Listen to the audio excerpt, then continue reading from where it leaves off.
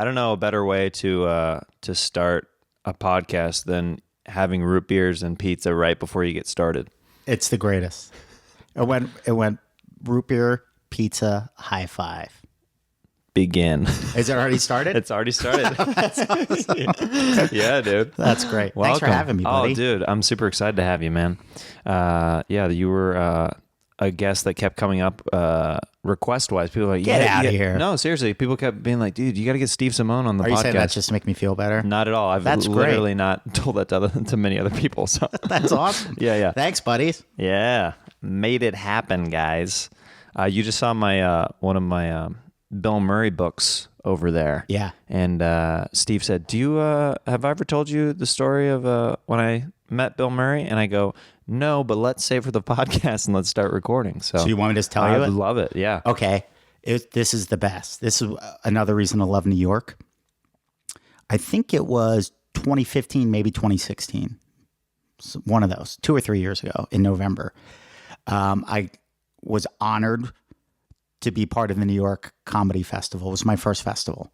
And it's like a big deal, you know? Yeah. And I had just made my debut on Comedy Central on Gabriel Iglesias' show. And Gabriel was kind enough to say, look, they want me to do a show. I think we did, where do the Allman Brothers always used to play in New York? It's like some famous venue. It wasn't Radio City, but the other one. I don't know. Some big, huge theater, right? Yeah. So Gabriel was like, we're going to do a stand-up revolution show in New York, part of the festival. And I'm like, oh my gosh, I'm going to New York with Gabriel. They're paying for me. They're giving me a hotel in Manhattan. And then Ari called me.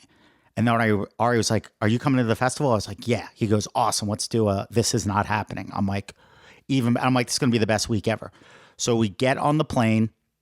We land in New York. And I was supposed to meet Ari and like his agents, kind of like my friend Justin and his whole, like his New York group. They were all having like a cool showbiz dinner. And I was like, I don't think I'm going to be able to make it. But I wanted to see Ari. I hadn't seen him in like a year. Yeah. But so we get into New York. Ari's already texting. I'm like, we just landed, dude. So I go to the hotel with Gabe and we're hanging out at the bar having laughs. And we went and got pizza and I brought it back to the bar and I'm like, New York is the best. So I'm like, this is already the greatest thing ever. Because even stinky pizza in New York is pretty much better than the elite pizza here. You know, it's like, it's a full letter grade better is what I'm saying. It's really solid. Across the board. Yeah. So we had good, it wasn't the best pizza, but it was by LA standards. It was magnificent. I was so happy to be on the East Coast. It was warm. It was unseasonably warm. It felt like almost like a summer night without the humidity. Gabe was like, I'm wiped out. I'm going to bed. I'm like, no worries. I'm going to go meet Ari. He goes, tell him I said, what's up? And then we go to this cool kid hotel. Like, I don't know anything about like show busy places, you know what I mean? But I guess like there's hotels that have like fancy restaurants in them. Yeah. And like lounges and stuff. So it was one of those boutique hotels. All right. So I go to meet Ari and his crew and I bring some of Gabe's crew with me. And we're standing outside on this little narrow street, like enjoying a warm night in November. It's like crazy. And we're like, this is the best. I'm like, I love New York. It's like 1:30 in the morning on a school night. And I'm like, I'm alive. Right. So one of Gabe's managers, Jenny, is hanging out with us. And she's the sweetest, nicest person ever. And a cab pulls up. Like we all have like a little semicircle on a street that's probably about as wide as your apartment. This right here. Mm-hmm. So when a cab stops there, you clearly see who gets out. And she goes, oh my God, that was Bill Murray. And we all froze for a second. She goes, guys, Bill Murray just walked into that hotel, the same cool kid hotel where Ari had dinner. So, you know how like they teach you in acting class what's natural behavior? Do you know what I mean? Everybody always acts stuff. You know what happened? Everybody paused. She goes, oh my God, Bill Murray just walked into that hotel. And everybody went and jumped right back into their conversations. Like it didn't happen. Like it was almost like we didn't want to deal with the consequences of making a choice. Yeah. Like just pretend it didn't happen. It would be like if Bigfoot walked by or you saw a ghost. If you don't address it, then maybe it didn't happen. Yeah. And it's like, I don't know what to do. So then about 15 seconds later, and everybody's talking and she goes, guys, I'm not kidding. That was Bill Murray. So I look at Ari. I go, dude, we got to meet him. And he goes, yep. Yeah. Of course. Yeah. So we all go in, and it's kind of like the Michael Jackson Beat It video where everybody's following me and Ari into the hotel. And Bill Murray's back is right where that wall is. Yeah. You know what I mean? Like a giant group of people being led by me and Ari. Like we had pipes like... we're going to go meet Bill Murray. We're going to go meet Bill Murray. All right. So he's right there, and he's way taller than I thought. Bill Murray's like at least, I would say he's about 6'3". He's a big dude. 6'2". Is he really? Huge, big guy, like broad, big dude. Wow. Like when you hear those stories about how he knocked out Chevy Chase backstage at Saturday Night Live in the 70s, I'm like, yeah, Bill Murray's a tough Irish guy from Chicago. He'll whip your ass, right? Wow. Okay, so this is the best. It's like 1:30 in the morning, and he's got his suitcase, and he just has a look on his face, kind of like in Rushmore when he was on the diving board, where like, I'm going, this poor guy doesn't want to be bothered. But I go, it's my only chance to meet my ultimate comedy hero. So me and Ari are right there, and we're like, we got to do it, right? And he's like, what are we going to do? I go, we have to. And he's like, yeah, let's do it. And now everybody's further away from me and Ari. So now me and Ari They're are losing on all of islands. their confidence. You're leaving all of the friends behind. Yes. You're like, Ari, we gotta push Yeah. It's like forward. approaching a really hot chick at a bar where people Yeah. are like, oh, I would totally make out with her. Go talk yeah. to her. And you're like, Well- I noticed her one thumb was bigger than the other. So I'm gonna hold out, wait for Miss Perfect. Yeah. So then we get like right there, and I look at Ari, and I'm like, let's do it. And I take the step, just like in Stripes, and Ari doesn't come with me. So now I'm pot committed. It's 1:30 in the morning, and it's just just Bill feel- Murray's back and me. But now I'm so close to his back because that one step, I'm breathing on his neck. He knows I'm there. So I'm like, I have to say, get it over with. And I was like, please, sweet Jesus, just inspire me. Not because he also has a reputation like if you're not polite or if you're rude, he'll check you. And now it's 1:30 in the morning. You can tell he doesn't want to be bothered. So I was just like, excuse me. And he turned around, and I'm like, that is Bill Murray. And he looked at me, and I'm like, oh my God, excuse me. And Mr. Murray, I said, I just wanted to thank you for all the joy and laughter you brought into my, I said, Mr. Murray, I just want to thank you for all the joy and laughter you brought into my life and the lives of everybody in my family. So may God bless you and your family. And he went, that's so kind. What's your name? I'm like, I'm Steve. And he shook my hand. He goes, you can call me Bill. Very nice to meet you, Steve. Have a pleasant evening. And I was like, good night, Mr. Murray. And I was like, oh my God. And I turned around, and Ari was like, that was perfect. I can't believe that happened. That was amazing. And I'm like, I just met Bill Murray. So then we went and had beers at the bar. He's like, maybe we should go get Bill Murray, see if he wants a drink. And we did a circle, and we couldn't find him, and he was gone. But the funniest part of the story that I've never told on a podcast because it's too embarrassing. So like now I'm so cocky. I'm like, I've been in New York for 4 hours. I had pizza. I'm hanging out with Gabe. I get to see my boy Ari. We meet Bill Murray. We stayed up the entire night, walked from wherever we were down to Ari's place in the Village because it was a warm night. Kimowitz from the stand is giving me all these food options. I'm like, New York is the most magical city in the world. And then I did not have a good set when I opened up for Gabe because I wanted to tell the Bill Murray story because I was literally high for days. So I'm like, guys, I met Bill Murray in front of 2,000 people, and they're like, who cares? And I'm like, all right, time to spin it into a bit. All right, so it didn't go great. But then the next day, I was so excited because I'm like, killed New York, had a stinky set, but I'm like, I get to have another set with Ari in the Storyteller Show. And now I'm going to take a bus from New York to go visit my family in Philly. And you could take like these Bolt buses that are pretty nice that have Wi-Fi and stuff for like $10 to get from New York to Philly. It would cost you more in tolls, right? So as I'm walking to the bus station place, it's like a crowded New York street, but where the buses are, it gets like a little more desolate. So as I'm walking next to, I look right next to me on a random New York street. I'm like, oh my God, that's Steve Carell. He's wearing sunglasses, and me and Steve Carell were walking together, kind of. And it's weird. I've always seen people randomly on the streets of New York. It's one of the things that makes it awesome. It just happens. All right. So I'm walking, and now we're getting closer and closer, and there's less and less people. I'm like, I got to say something to Steve Carell. He's not Bill Murray, but he's another one of my heroes and like a notorious nice guy, and I love him. There's just something very lovable about him.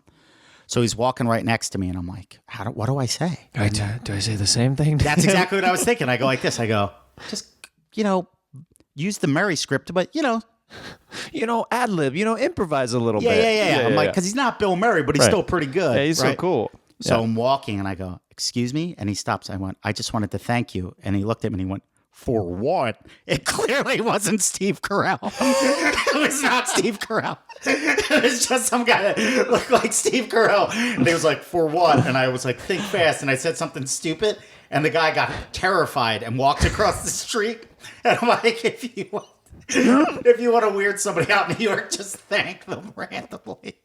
It was awesome. It's like in the middle Swing of the and a day, just miss. completely. Especially in New York, everybody's like so direct on where they're needing to go, and then exactly. Oh, dude, it was hilarious. It was so uncomfortable, but also kind of enjoyable. So then I'm you're this just is like, "Hey, hilarious. buddy, I just want to thank you." For what? And I was like, that is clearly not.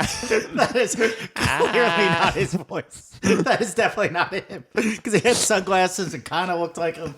You just start like recognizing different celebrities all throughout Yeah. New York the rest of your The trip. total tourist thing. Yeah. It's the best. Dude, that's what, yeah. Anytime family visits or whatever, they're so wanting to see a celebrity. They're like, oh, is that? I'm Yes. like, no, that's a random dude. Isn't that the weirdest thing though? Like how silly celebrity is, and It how really dumb. is. It's like, who cares? Well, Weird, I mean, man. Bill Murray's Bill Murray. Bill okay? Murray. Yeah. But even then, I just felt, I felt great that I was just able to thank him because that guy had a profound. I rewatched Meatballs last night, and that was the movie that made me want to be funny. Really? Yeah. And Bill Murray's just, he's a special talent. He's a special person. A couple of the movies that made me specifically that I remember like want to be funny were probably, I mean, Dumb and Dumber, Tommy Boy, and Dirty Rotten Scoundrels with Steve Martin and Michael Caine. Classics. Yeah. Like all of those, probably a big part of it is those made my dad like cackle. Yeah. You know what I mean? And whenever like, Farley talked about that. Yeah. That seeing Belushi make his dad laugh made him want to do it. and in Animal House, all like part of the reason that why I love physical comedy so much. I've seen my mom laugh so hard watching Belushi literally do that scene funniest where thing. he is like, Have you ever seen it on the big screen? no. I saw it at New Beverly. They'll play it like once a year. You go, oh, that guy's a star. Like, I think that's the saddest thing about everybody watching everything at home. And it's Yeah. great, and I love it, and I'm guilty of it myself.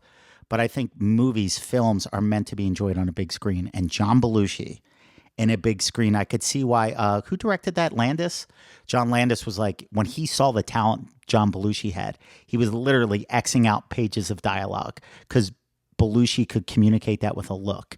And when you see it on the big screen, it's 10 times funnier. Yeah. It's just even funnier. Well, it's blown up, you know? Yeah, it's cute. It's amazing.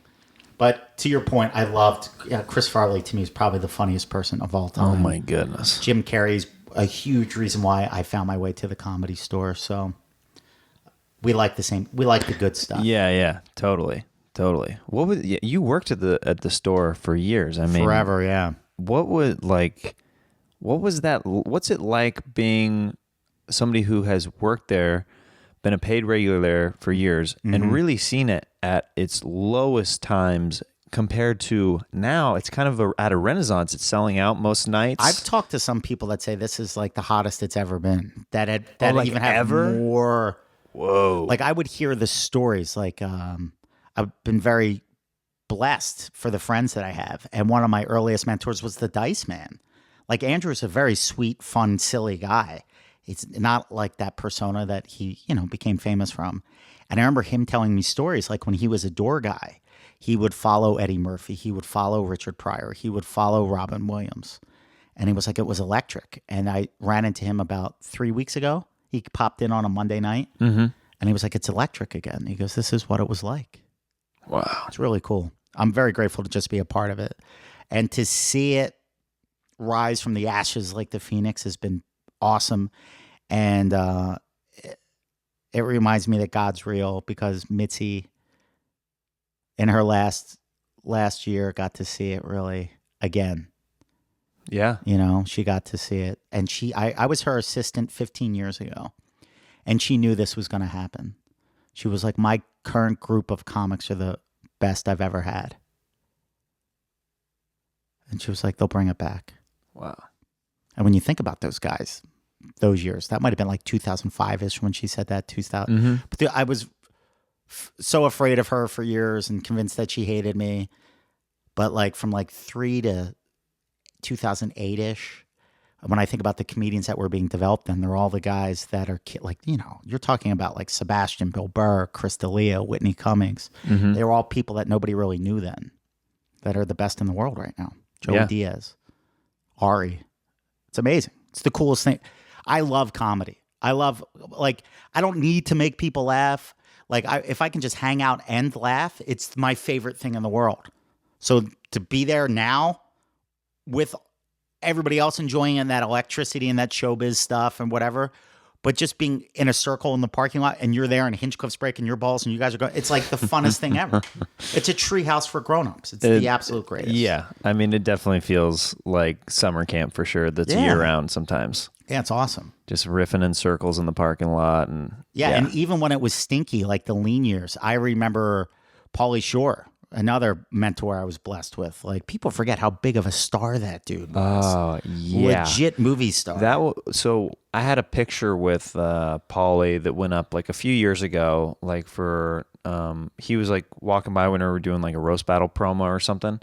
And that picture meant more to some of my family in the Midwest than some of anything that I've done out here. Oh, yeah. They're like, what? I remember touring with Pauly through the Midwest. It was overwhelming. Like, the guy's legitimately famous. And my favorite thing about being on the road with Pauly was taking a shuttle straight from the airport back to the Comedy Store to tell the guys what it was like. Like, I would have my suitcases. Go right back to the store. Dude, I think, you know what? I think we're actually getting a phone call right now. I think Pauly Shore is actually calling into the show right now. Oh, cool. Dude. What's up, Pauly? Dude, Steve, I heard you're talking about how I'm a star, bro. Yeah, thanks for letting me sell your T-shirts on the road and stuff, buddy. Yeah, bro. You didn't ever pocket any of the money, did you? No. Good, because I would not. Oh. Hey, Steve. Yeah? I'm thinking about taking you on the road again. What do you think? Let's go. Let's go.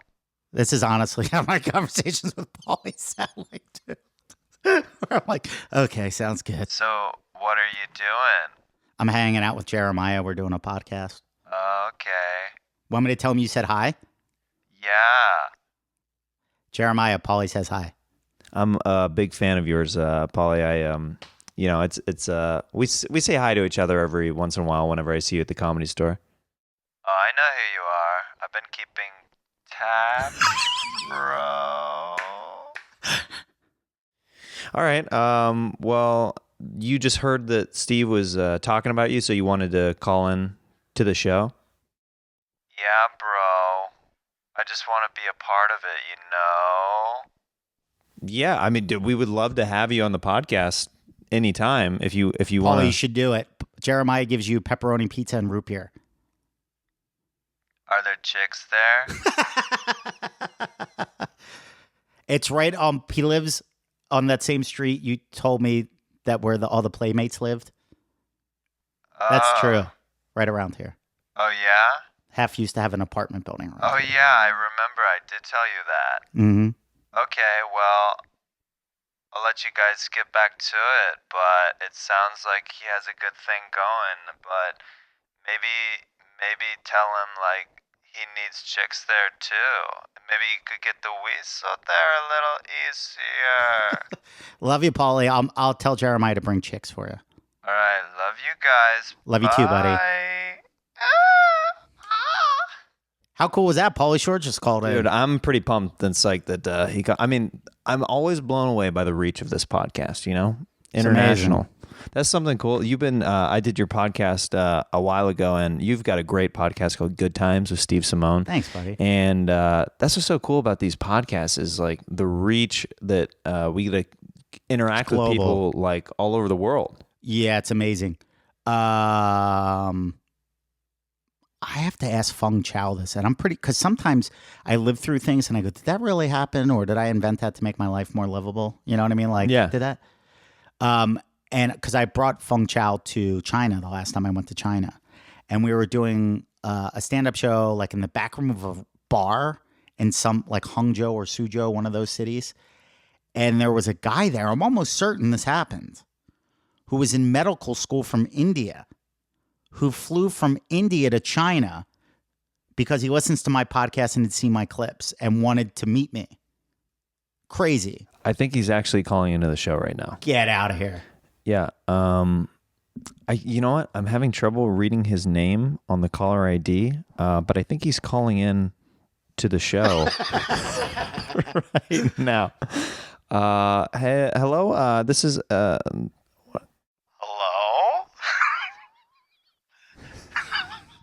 I feel like I'm making a prank phone call and you won't let me hang up. Is this one of Steve's fans that's calling in? That flew from India to China just to see him? Yes, I find him quite amusing. Wow, you sound very regal. Yes. I did not want people to think everybody in India doesn't sound regal. Now, do you come from a royal family? Is your Mohinder? Is that your name? That's kind of racist. My name's Mike. Oh, okay. A white guy named Mike. I'm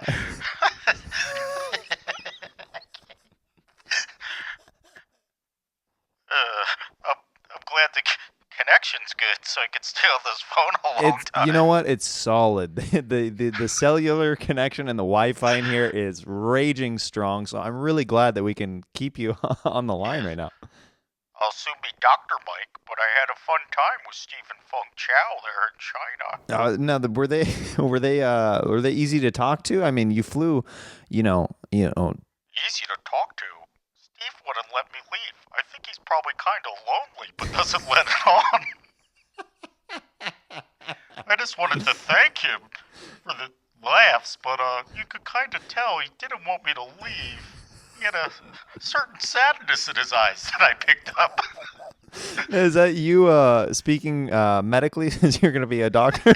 Or is that just a human connection thing that you saw? I would say a little bit of both. Okay, that's fair to say. And how was meeting Feng Chow? That guy's great. You could tell he wasn't lonely. He probably gets a lot of chicks. He's got a lot of Asian swagger. A lot of confidence with that guy. A lot of confidence. Well, Mike, I don't want to keep you too much longer. I know that your minutes are racking up by calling internationally right now. Yeah, and it's 3 o'clock in the morning here. I got to get back to studying. Okay. Take care, Jeremiah. Thanks for having my buddy Steve on the show. All right. Thanks, Mike. So long, buddies. See ya. See you, buddy. Thanks for calling in. Wow. You got some really cool fans, man. Yeah. I will say that, like, my fans are honestly like really sweet, cool, fun people. Well, dude, I mean, you put out like what you hopefully want, the kind of people that you want to attract. Yeah. To the show. Yeah, like I'll have like families come out. To me, that's my favorite. Like when guys, like in their late 20s through 50s, bring their parents and stuff, and then you get to hang out with like moms bringing baked treats or people inviting you over for dinner and stuff. It's the absolute best. That's awesome. Now, you said you worked with Mitzi as her personal assistant. Yeah. Do you have any stories that stick out to you or any like wild times? Because it's kind of interesting. Have you watched the show I'm Dying Up Here at all? I saw 2 episodes last year, couldn't get into it. Mm-hmm. I heard this season's it's even better. I want it to be a huge success because I love everybody on the show. Right. A bunch of our friends, yeah. Like I have this thing and I'm conscious of it, but I'm not going to change. Like if you're from my neighborhood or if you're from Philly, I'm going to root for you no matter what. If you're my family, if you're my friends, right or wrong, I always have your back. So whenever my friends are in shows, I want them to be the #1 hit in the world. I want all of my friends to ball. So because it makes me feel good. Oh, of course. And actually, like, I guess maybe it's a reflection even of my own ego where I'm like, oh, you don't think I'm cool? My friend's on a show. Yeah, right. You see that? And so you worked with Mitzi a lot then. Yeah. I told this story on my podcast, but nobody listening probably saw it. But this is a true story because I know you're a Jim Carrey fan. Yeah. And he was like a huge reason why I came to the Comedy Store. Mm-hmm. So all of my heroes in one way or another went through this store. But what made Jim special was not only was he a stand-up, but he also did the comedic acting thing. Yep. So I took classes at Second City because of Bill Murray and Farley, and then I found my home at the Comedy Store.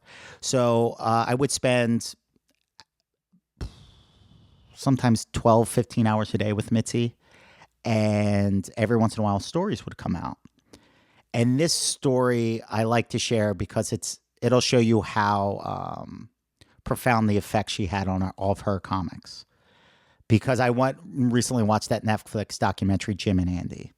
I love that documentary. Okay. So in that documentary, they point out that how deep in the character Jim Carrey went to play Andy Kaufman, that essentially Jim no longer existed, and he was either Andy Kaufman or Tony Clifton. All right. So Mitzi told me a story about when they were filming that movie at the Comedy Store. So Jim Carrey as Andy Kaufman is on the set, but he had no idea that they were doing the main room scene. They were filming a scene in the main room, and Mitzi's in the back. She's on like the couches in the back by the mirror table, main room, green room. And when Jim walks in, he sees that she's there, kicked everybody out, shut down production, and they finally got to connect again. So Jim Carrey did not drop character for anybody other than Mitzi Shore. That's amazing. Amazing. And just to show you just the profound respect and love. You know? She signed his immigration papers from Canada. When he got that sitcom, The Duck Factory, she threw the premiere party at her house. She had stories about Jim's dad and mom. Like, without Mitzi Shore, I don't know if we have a Jim Carrey. Yeah. That's the truth. I mean, dude, there's a lot of greats that, you know. Everybody. Yeah. I mean, from Richard Pryor. I mean, there's one of my favorite stories, my Robin Williams story about what Robin told me when he came back and did a benefit. Did you ever hear that story? No. This is another good one. This was 2004, maybe. And the Comedy Store was in such dire need that they could not afford to put a roof on the building. Whoa. Like, what is that, 4 stories? And we would have buckets in the original room whenever it rained. So it would leak all the way through. Buckets everywhere. Yeah.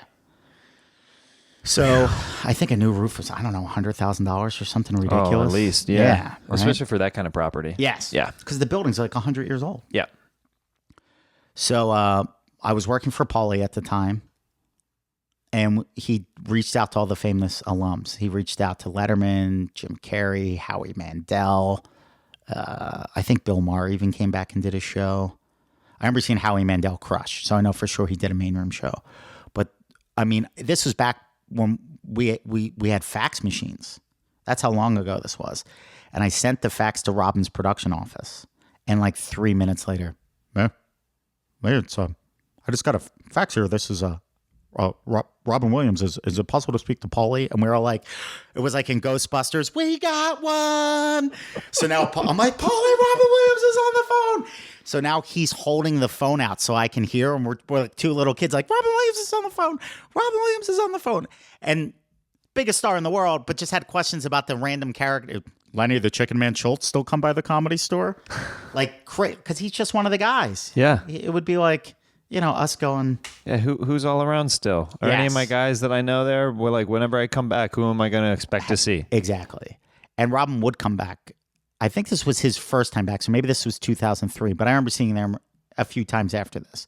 But the coolest thing about it was not only did he come back to do the benefit show, which was a big deal because I don't think he had done stand-up publicly in a long, long time. So everybody in Hollywood, all the agents and managers and publicists, everybody wanted to see this thing. Robin Williams live in an intimate setting. And Robin knew that. And so he also knew that it was a benefit. So what he did is he bought half the tickets. So then he could then comp all the industry people. Wow. Okay. So I'm like, Robin Williams is awesome. Yeah. Does the show and goes into his own pocket. And this what makes it even better. It was a glimmer of what the Comedy Store could be. Because at the time, the Comedy Store was a ghost town. No pun intended.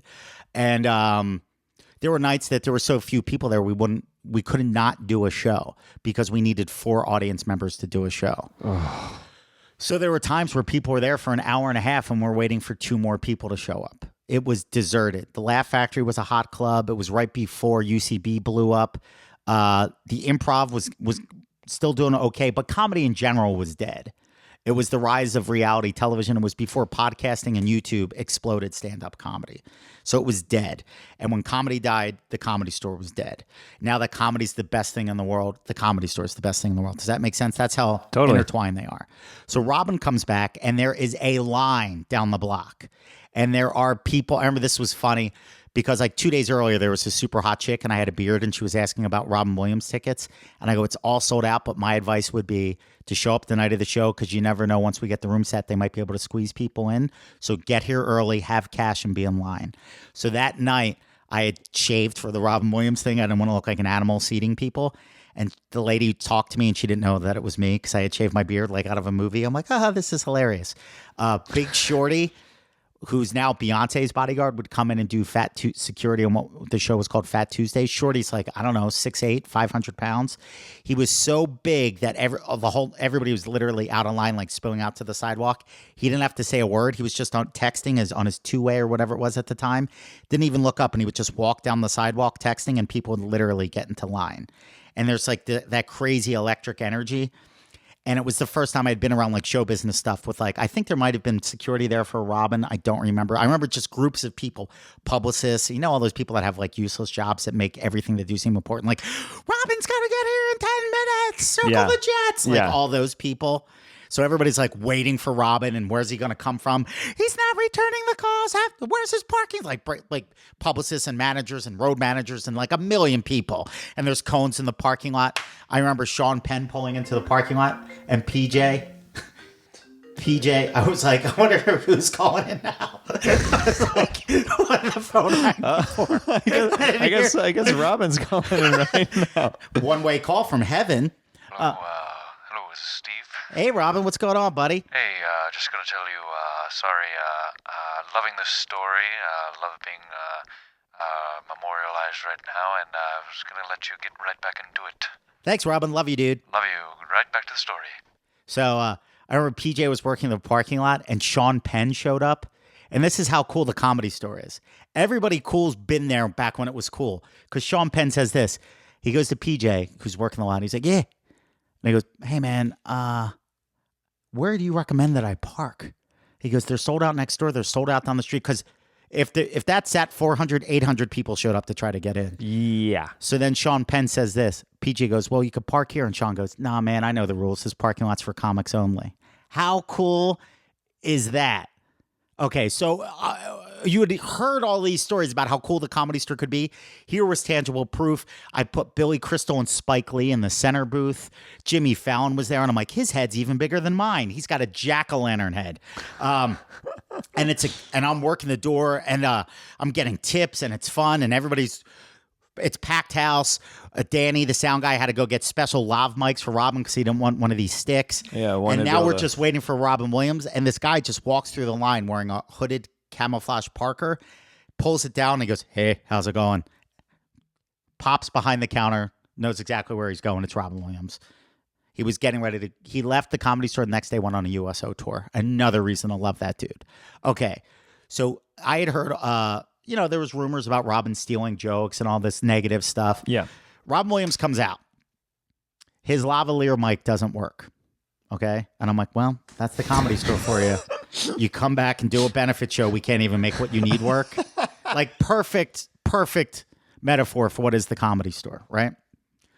So he takes it off and just is like, lets his theater training go.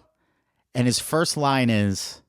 I think it was this when he was trying to get the mic to work. His first line, he walked out on stage, he said, I've never been asked to do a benefit for a $20 million piece of real estate before. Boom. Then riffs on the mic not working, throws that off. No microphone, does an hour off of everything that's going on in the room.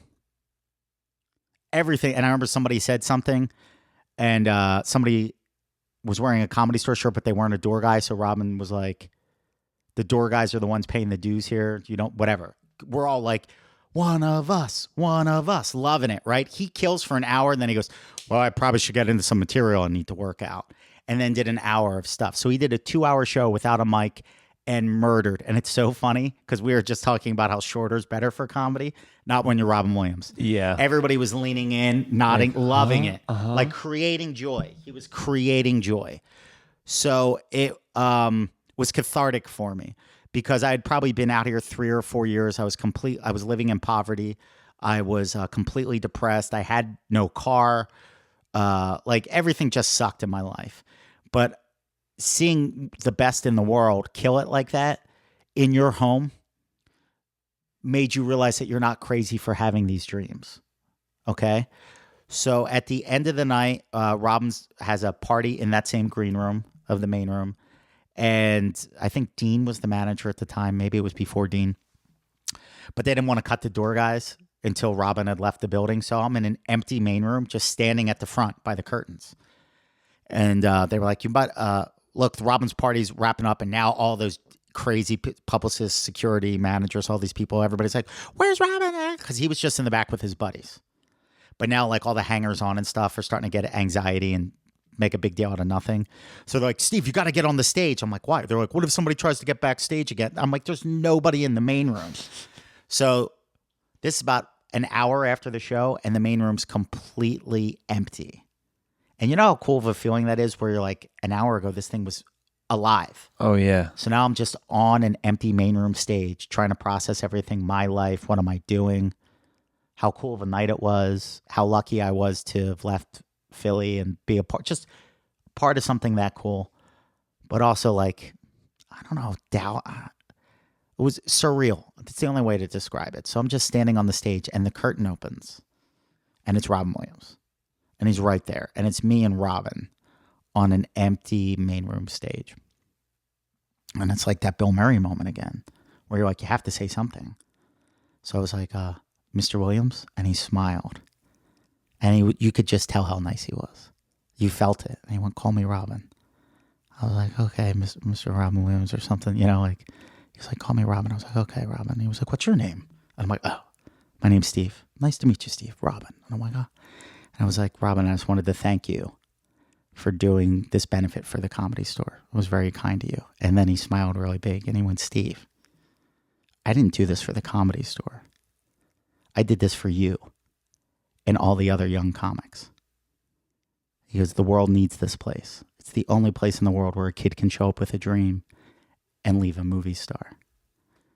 So he said, I appreciate you thanking me, but if you really want to thank me, make me a promise right now. 15 years from now, when you're the biggest comedian in the world, you come back and do a benefit for the Comedy Store to make sure it's still going. What?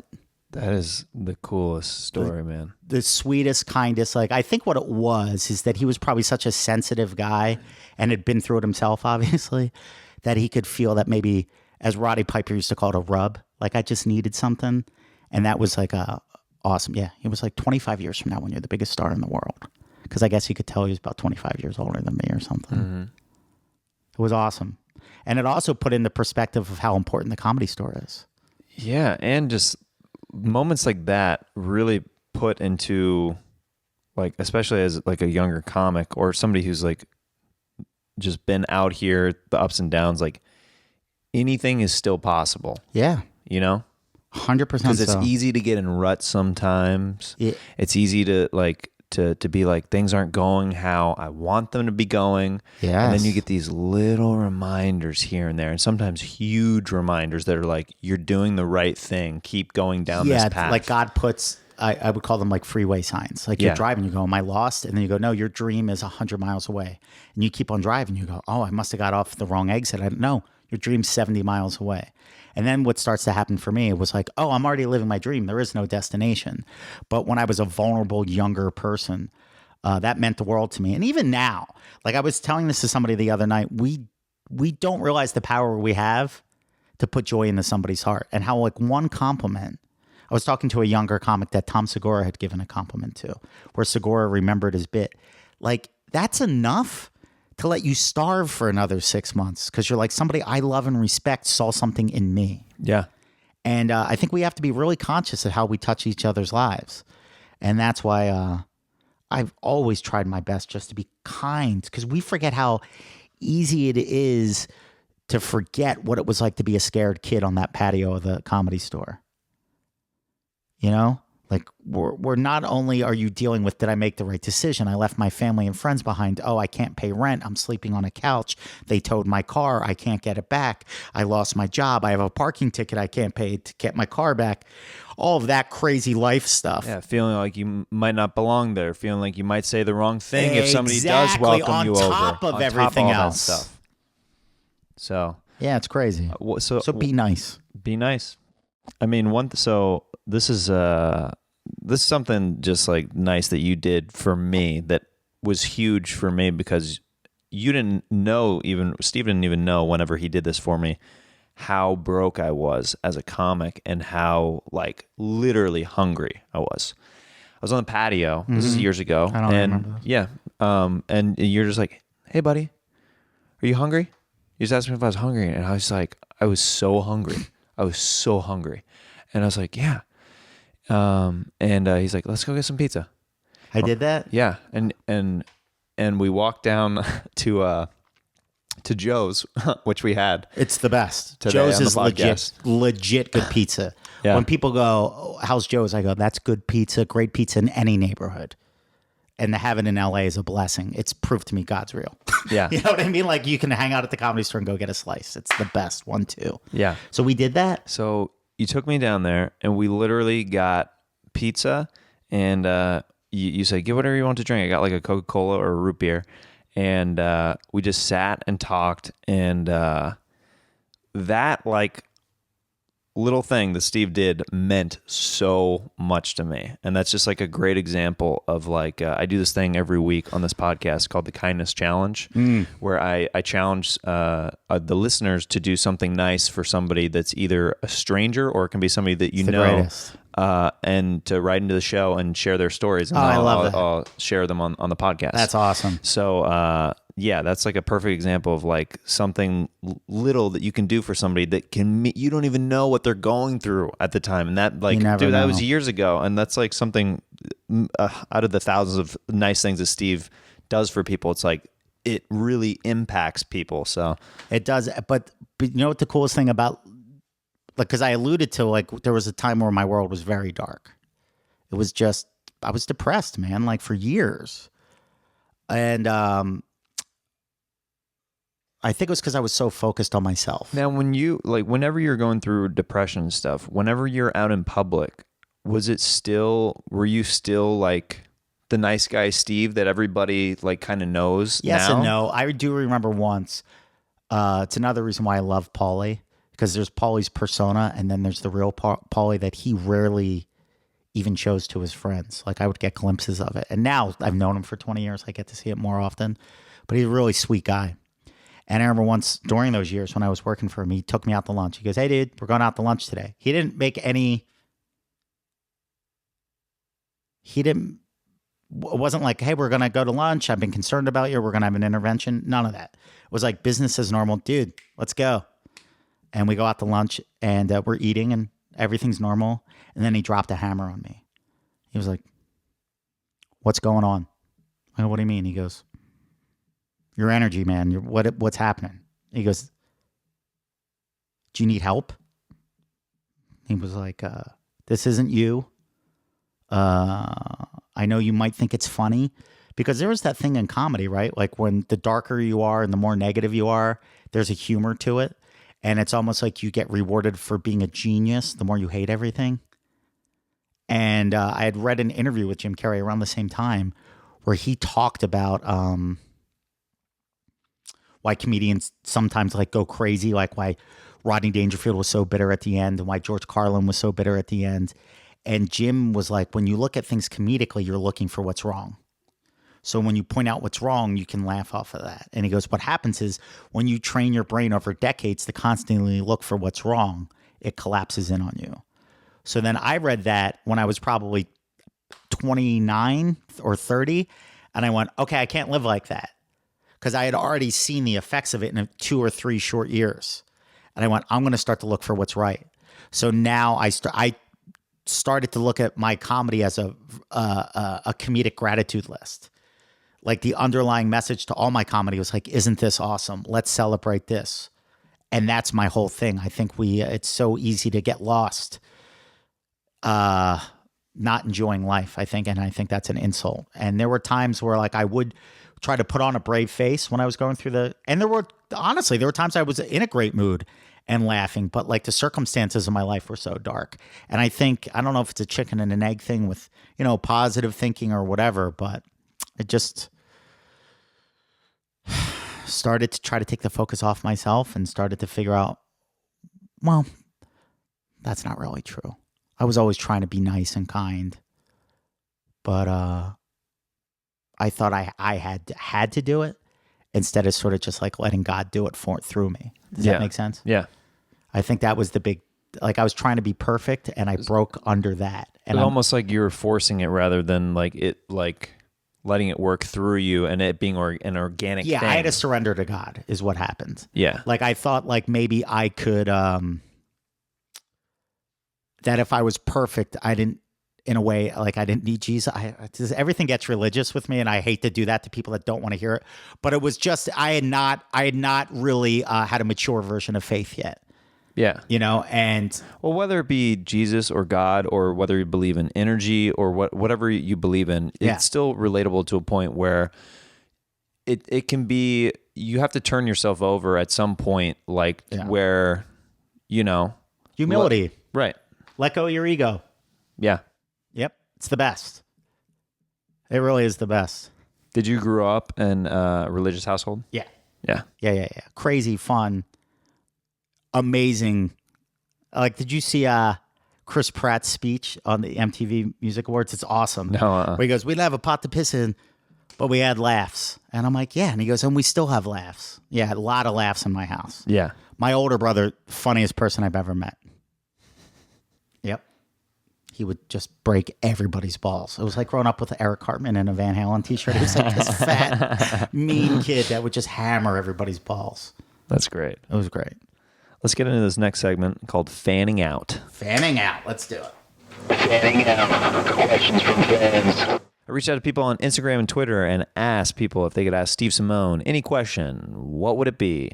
And I've got a list here, so I'll have to get selective because I know we're getting close. Questions. Yeah, no, we had a lot of people who were asking questions. This is a great one from Twitter at @TMassMatt. What's your best memory of working with / befriending Roddy Piper? Ooh. Okay. There's a lot involving wrestlers, but the first thing I thought of was the night I met his son and daughter at a coffee shop in Venice. And they just told me stories of Dad. From that perspective, it's got to be so special. Yeah, that was amazing. And I felt like I was part of the family that night. That was great. The best. That's so cool, man. And like, yeah, Dad stories. And I remember one, like Ariel was like, I don't know what happened, but he has like his cute little daughter in the car. She's probably like 6 years old. He's like, okay, honey, Daddy's going to leave you in the car. And if anybody comes near the car, just beep the horn and I'll come out and don't open the door for anybody but Daddy. But I guess somebody had done something to him and Roddy went out, knocked the guy out with one shot and then came back. Hey, who wants ice cream? You know what I mean? I remember her telling me that story. And I remember Colt telling me a story where he was so happy to catch one of his Little League games because he was always on the road. And Colt was only like 5 or 6. And that was like not T-ball and not Little League where parents pitched. So Roddy got to pitch to his son and he kept on coming closer and closer off the mound and threw it underhand to him. Here's like the toughest guy in the world that just wanted to be so sweet with his little kid. Yeah, that was my favorite memory. That's awesome. Yeah. This is from... this is an interesting one going off of the depressing era at Matt Wajtan on Twitter. What's up, Matt? What's the darkest thought you've had about yourself that we probably wouldn't guess? Oh, that I'm unworthy of forgiveness. I think that's very common. I want to turn that into comedy somehow. I think like all the misery in the world is our feelings of unworthiness. And it's so funny to me that you could be like, you're forgiven. I forgive you. The world can be great for you, but not for me. I really upset God with that one. There's no way God could forgive me. And it's hysterical. It really is funny, but yeah. Yeah. At Skeptic CoolX333. Probably an Ari fan. Maybe. Hey, Steve Simeone, have you ever experienced anything paranormal? Seen any UFOs or ghosts? Ever played the Ouija? Never Ouija. I do not invite evil in. Freaks me out. I told my wife, I go, whenever we started dating, I go, one thing that I will not allow. Like, it's literally a deal breaker in the relationship. Do not play with the Ouija board and do not ever bring one into a household. No. We'll not do it. But you've had some paranormal experiences? Anything at the Comedy Store or anything in general? Yeah? Yeah. I try to explain them all away. One of the things Roddy used to love was I would take him on ghost tours. So like whenever his friends would come through, I'd go over like little incidents. And I remember a true story with him and Hacksaw Jim Duggan. As I was telling the story, the door just slammed shut. And there was a hook in the door that had to be unhooked for it to close, but nobody touched it. I saw a UFO once, twice, but they're probably terrestrial. I'm not saying they were spaceships. Yeah. But this was years and years ago, and it was before I even knew. I just started to listen to like Art Bell and Coast to Coast Radio. I still love all of that stuff because to me, it's like fairy tales for grown-ups. I love it. Love it. And it was a crisp winter night, and I was at the top of the driveway at my parents' house, and something just like told me to look up. And all the way up at the tippy top, like where the stars are, I saw a star that was a triangle. And then I went, oh, there was 3 stars that were like triangles. And I'm like, that is weird. There are not stars. And then they started to make right turns in the sky and disappeared. And the coolest thing about that story was a friend of mine who is a former Marine, did like 6 combat tours, was in Afghanistan, and he was a sergeant, and his guys woke him up. And they had those binoculars, and they saw something like that. And he said, Steve, it wasn't 3 different triangles. It was one triangle that had triangles in each corner. Because he saw something similar. I think that was probably a military plane of some sort. Mm-hmm. Like, I don't think it was like aliens. And then, you know, Bianca, the waitress. Yeah. She loves UFOs too. Yeah. So we were talking about UFOs once. It was right after the China tour with Feng Chao. She was there to visit her brother. Right. So we got drinking beers and everybody's telling UFO stories. Then I'm back in LA for like 2 days, and I'm hanging out by the pool during the day, midday time. And I go, maybe I should bring my phone in case I see a UFO. And then I'm like, please, you're never going to. And I was hanging out by the pool, and I saw this thing that looked like it was Mylar balloons tied together, but it wasn't. So then I'm like, oh my God, what is that? And I think it was probably some sort of weather monitoring device or something. But I typed into YouTube, Sherman Oaks UFO, and somebody else had captured it from a few years earlier. Oh, weird. It's a weird thing. I don't know what it. I think both of those are definitely UFOs, but could definitely be explained Have away. you ever like went into rooms in the Comedy Store and felt like a presence, like at any time where you're like, When I first got to the Comedy Store, I used to pray for all the souls that might be trapped there. And I don't know if it was other comedians trying to give me the business, or because, you know, when you're new and people want to do pranks and stuff. But earlier on there, I had felt yucky, like I would call it the heebie-jeebies a couple of times. And once chairs went tumbling. Another time I felt something walk by me and the lights popped off. Hello, Steve. It did. And then there's the dice story about the Ouija board. Do you want to hear that one? We would love to hear it. That's a scary voice. Yes, it is. Now I don't want to tell it. It's so scary. tell. No, I'll tell it later. I don't want to. Okay. All right. Yeah. We intimidated Steve. No, this is what happened. I was managing the Comedy Store. It's the summer of 2001. You know what I don't like about this podcast? I feel like I'm name dropping, but I'm not named. You're at the Comedy Store. You just become friends with people. I'm specifically asking about the Comedy Store, and but you like we happen told to be the Bill very Murray story. We told the Robin Williams stories. But I kind of pimped you into telling those. I'm like, because Okay. like you organically are like, oh, like did I ever tell you that? But like whenever like you saw my book laying out, and I have an album of Robin. There's literally stuff around Steve, so he's not name dropping. He's being just nice. hanging out telling stories. Hanging out telling stories. All right. So I was manager of the Comedy Store. I've worked every job there. You're a manager at the Comedy Store? Yeah. I didn't realize that you did that job too. Yeah, I started off on the phones within 3 months, and I got my job on the phones because I was PAing on Pauly's movie. And I remember he saw me at 3 o'clock in the morning carrying a couch by myself. I was so pissed that nobody else was working. I was carrying a couch down a flight of steps and Pauly was walking up, that he called me about 4 o'clock in the morning because that was the last thing we were doing for the day. And he said, dude, I'm going to get you a job at the store. He goes, you busted your ass. So I do want to put this out there because I did an AMA on Reddit a few years ago, and I still get questions from young comics. And my advice is work really hard, be nice, and keep showing up because that's all I did. Okay, so I get my job answering phones.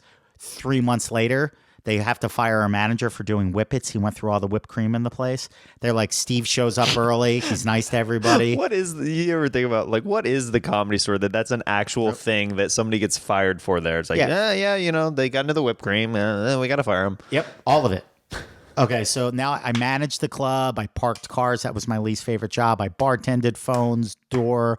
I was Duncan's assistant when Duncan was the talent coordinator. I was Mitzi's assistant. I was Pauly's assistant. I drove the van. I did everything there. So I'm managing. I had put a picture up in the manager's office of Andrew Dice Clay because he was my comedy hero. Before I even got to the Comedy Store, I cut an article out of the Philadelphia Daily News where Chris Rock, another comedy hero of mine, told a story about advice Dice gave him before he went and shot Bring the Pain. And I always kept that with me. And Dice had told Chris Rock to go back and watch Rocky, my favorite movie of all time, and remind yourself of why you got into the business in the first place. And they talked about the conversation happening in front of a washer and dryer at the Comedy Store. And now here I am. My office is right outside that washer and dryer. Okay, so Dice had seen his picture on the wall, and then we became friends. And I got to see the guy behind the persona, who was a really sweet guy. And then he would hang out with me like he was a door guy. And then one night, the only night I was ever in the club by myself, because Dice is like, I got to get home. And you going to be all right? Yeah, because like usually door guys and waitresses would hang out. Yeah, like because it's an orphanage for grown-ups.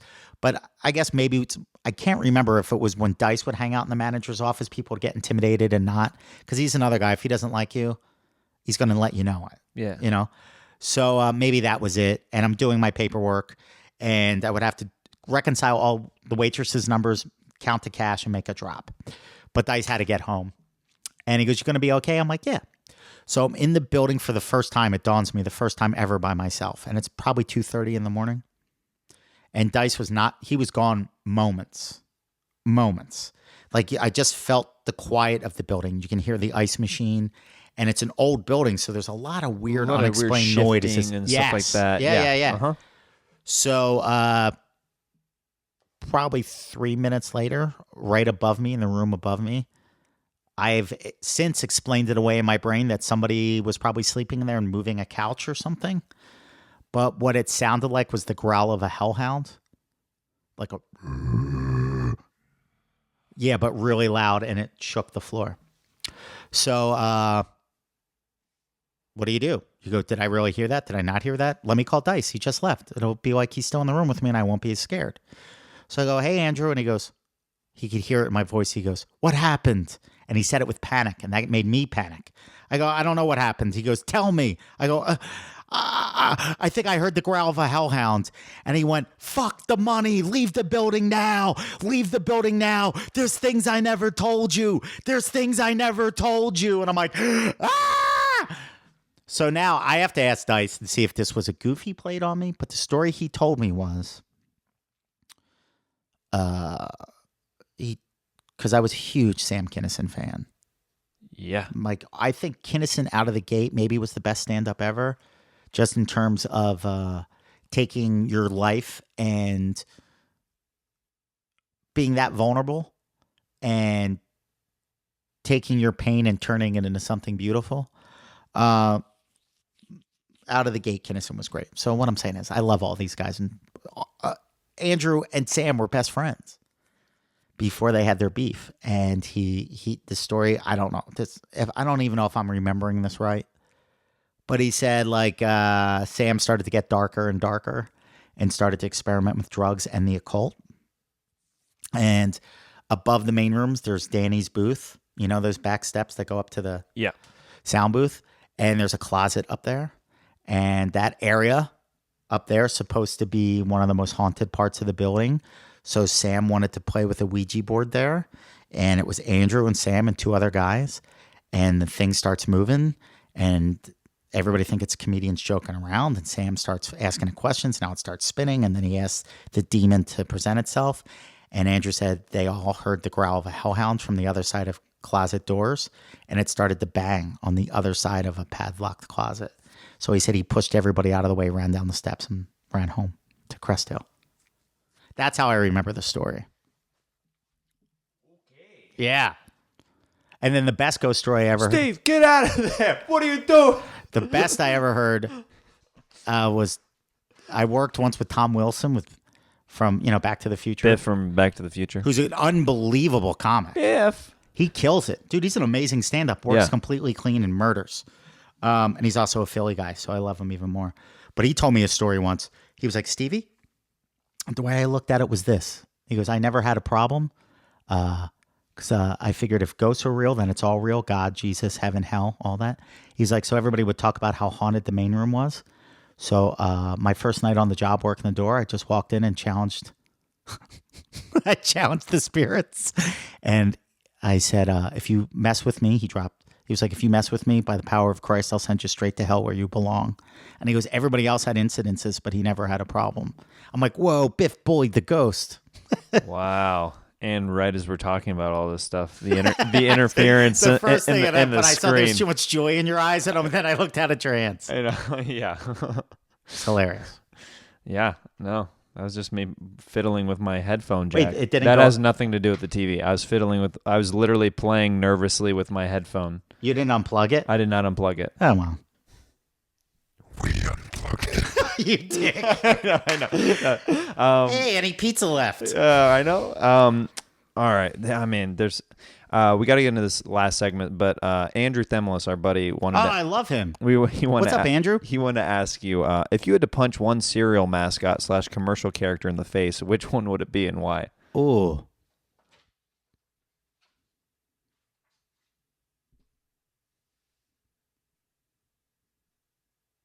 I guess the easy answer would be Toucan Sam because it's like an easier shot. You could try to work your hook. Could be the frog from Smacks. It could. Be, I love them all. They've all brought so much joy in my life. I'd feel bad. I think that's why Themelis wanted to ask you Yeah. that question. And I'm like, I don't want to punch any of them. They're all really nice and stuff. Come on, Steve. No, Punch one of them. I don't want to. This voice changer is like the worst thing I could do to Steve. I don't know why I keep doing it. The squirm that he does whenever I do it is priceless. Let's get into this last segment. Yeah. Sax talk. Okay. Sax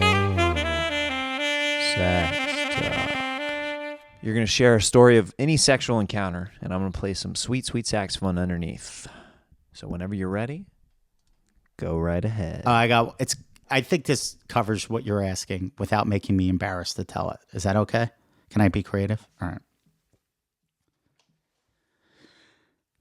So it was like right after high school. I was in college, and I was hanging out with my brother and his friends, and we were and it was. I already feel like I don't know if I should tell this story. I mean, this story is pretty funny, but it's not necessarily about doing it. Well, if it's about something Like sex stuff. it's It's kind of like sex stuff, but it wasn't me doing it. that'll work. That's fine. I feel like I'm cheating you. Do you want something more? If you want to do something more direct, you can. But you can. What I was going to say was I was going to tell the story about the first time my brother saw a pimp. All right, cool. Does that kind of fit? Yeah, sure.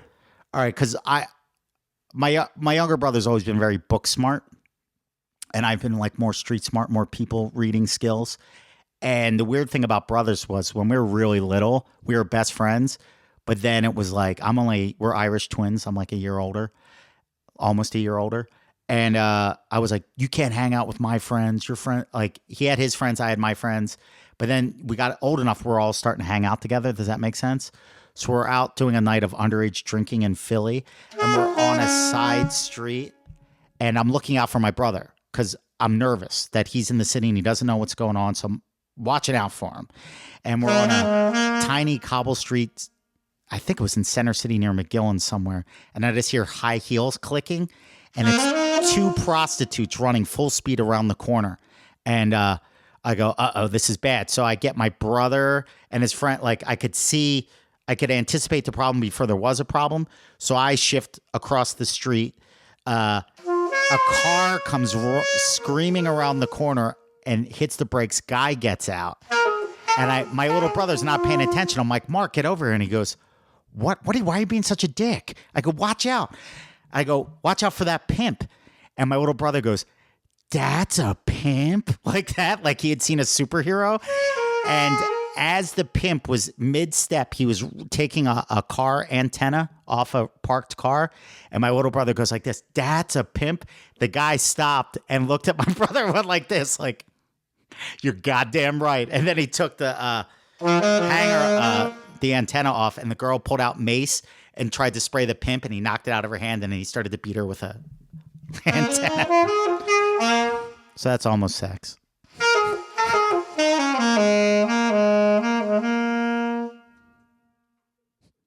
It makes me, I don't know why I don't want to talk about sex. I mean, it's like that Family Guy. French toast? Yes. French fries? Yes.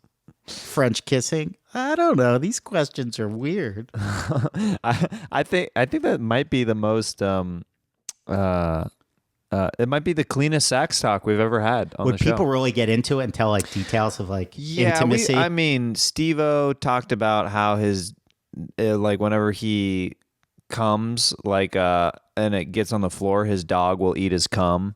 So oh, yeah, he does that on stage. Yeah, it was the first time he told it on this podcast. Yeah, that's really disgusting.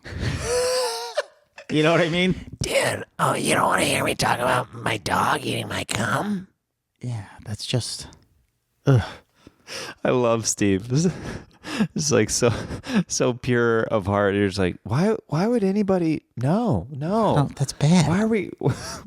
I'm just going to share a story of like, you know, somebody who is a professional who deals with sex, and that's my even sex that story. was heartbreaking though, and it was weird. It was. Are you doing that? Oh, No, I'm doing it here with my foot. Oh, I don't know. I must be doing it. It's been happening lately. I don't know. Is it the ghost? I mean, I think it happened in another episode, so I think there's some. Did you ever have a ghost experience at the Comedy Store? I felt once in the main room. Where in the main room? Just in the back of the main room. Yep. I know. I just felt a very, very strange presence where on Mondays before Kill Tony was in the main room, this was years ago now. This probably would have been 5+ years ago. Yeah. There wasn't anything going on Mondays in the main room. No. Sometimes there'd be a bringer show or something like that, you know. But I used to actually go in the main room and I would sit on the stool on the main room stage and I would just sit there. It's cool. And I'd just like think and I'd literally just take it in. And I'd just like kind of like just be like, how cool is this? That I even like, and that I was even like, I'd been there for a couple years that I could even go in there and not get in trouble, you know? Yeah. Because if you're some random comic, then they'll be like, what are you doing in here? Like, get out of here. Yeah. So there'd be people who'd kind of like walk by and be like, hey, Jeremiah. I'd be like, hey, what are you doing? I'm like, no, I'm just Isn't that hanging the out. best when you first start to feel comfortable and have friends at the store and Yeah. people know your name? Yeah. Such a big It's deal. nice. Yeah. So I used to just sit in there and just kind of think about like how many legends had touched the stage that I was sitting on. I literally look at the old marquees and it wasn't lit very well. And some nights I would it would be completely pitch black and it would just be you could go around the long way to go to the bathroom that of the hall that connects between the original room and the main room. Yes. So I was going through the main room once and I like started to like walk like around there and like I literally like stopped me like as I was like walking, like it was complete darkness and I just felt this overwhelming like negative energy. Mm-hmm. And I was like I froze for a second and then I like got out of there quickly. Like I bolted out of there. I ran out of there once because of that. Yeah. you did like this really weird vibe that I was like, this something's funky in here right now, and I do not want to be a part of it. And it was all dark and dingy, and I was like, this is something's going on. So that was like really the only time that I've felt. And then sometimes I've had to go up the back stairs to the belly room where the offices used to be. And there's a couple times where it was completely black back there. I had to try to go up to like Tommy's old office or something like that. And there's a couple times where whenever I went up there, nobody was up there. And then like I just had to come back down the stairs in complete black with just like a phone, like a flashlight on my phone. And I felt like literally I started running down the stairs because I could feel like something like weird was going on. Yeah. Just weird feelings more like. It's amazing what we can pick up on. You knew we were there. Is that Mike from India again? Mike's calling back in from India. Yeah, dude. Steve, thank you so much for doing the podcast, man. Come back on good times because I'm doing like shorter versions where we just talk about what we're grateful for. Yeah. I think that's a great exercise for people. Yeah. So listen to Steve's podcast, Good Times with Steve Simeone. And is there anything else you want to plug before we get out of here? No, that's it, man. All right. Love you, buddy. Love you too.